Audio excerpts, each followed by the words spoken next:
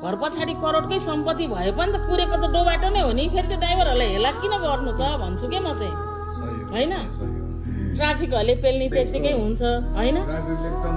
घाटमा पेल्ने, सङ्घमा पेल्ने, सबै ठाउँमा पेल्ने त्यो त भएन नि त। ड्राइभर मान्छे होइन र?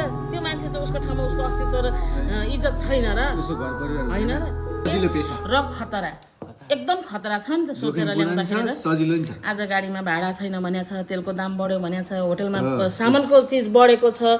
आज किन घर पछाडि करोडकै सम्पत्ति भए पनि त पुरेको त डोबाटो नै हो नि। फेरि त्यो ड्राइभरहरूलाई हेला किन गर्नु त भन्छु के म चाहिँ, होइन?